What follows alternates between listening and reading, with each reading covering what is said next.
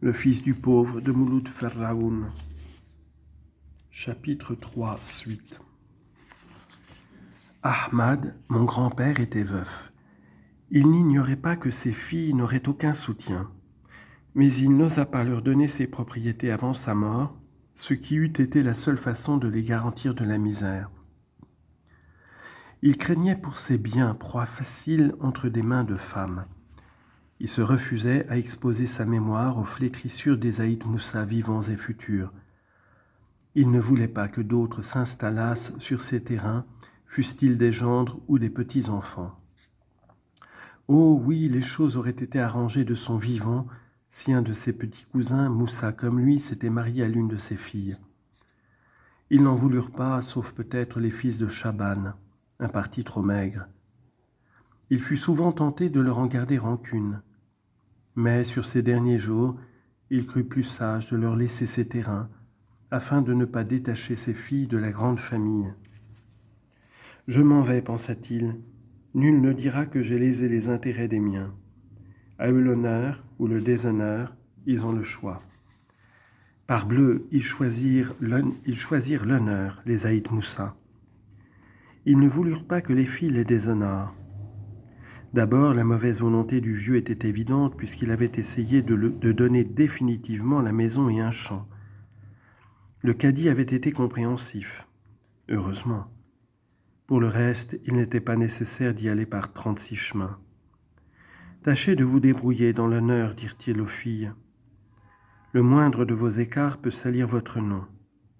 La plus grave des sanctions ne se fera pas attendre. Vous êtes à notre discrétion. Marchez droit, le reste ne vous regarde pas. Il est d'usage lorsqu'un proche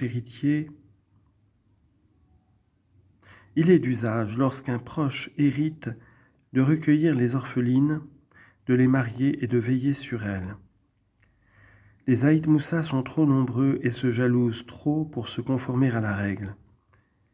Ils voulurent tous de l'héritage et prirent l'engagement de s'occuper des orphelines.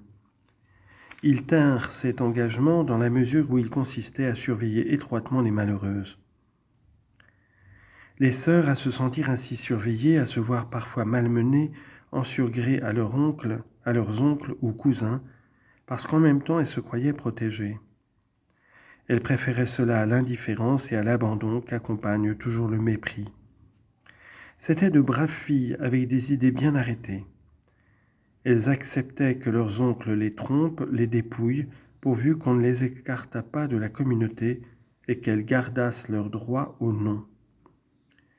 De toutes les tantes, ma grand-mère Tassardite était une de celles qui s'intéressaient le plus aux orphelines, leur disait le plus de douceur et les conseillait le plus souvent.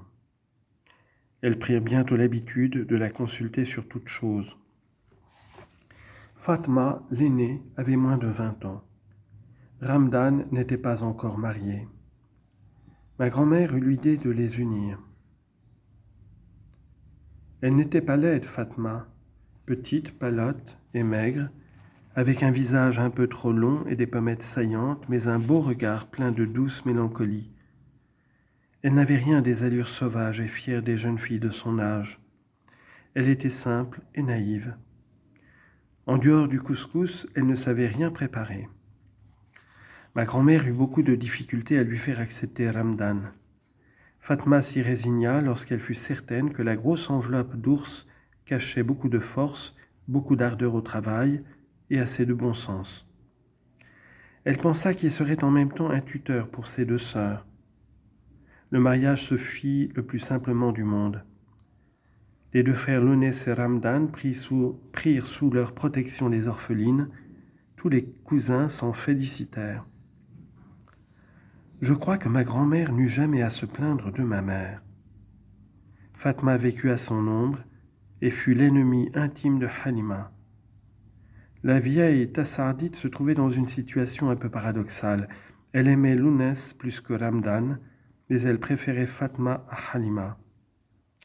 Ce fut peut-être pour cette raison que les deux ménages purent vivre longtemps ensemble et que ma grand-mère put conduire la maison avec une relative impartialité. On sait en effet que les gens de chez nous sont disciplinés, tout au moins dans leur vie familiale. Nous sommes tous d'accord pour blâmer le gaspillage. C'est pourquoi chaque famille se soumet à un responsable.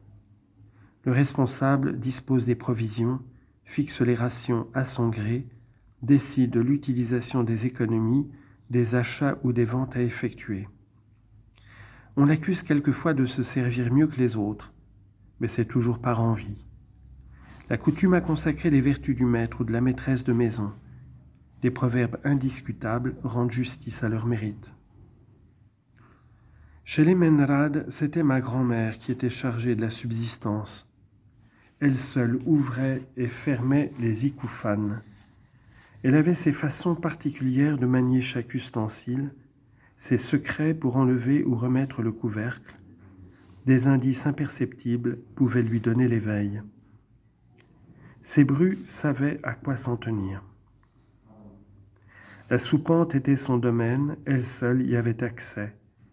Elle y grimpait pour prendre la ration de figues, emplir un tamis d'orge ou servir l'huile et la graisse. Elle avait ses mesures à elle, une arithmétique personnelle, une mémoire sûre. Sa vigilance ne pouvait être trompée. Les femmes préparaient les repas, mais une fois le couscous cuit, c'était elle qui le versait dans les plats.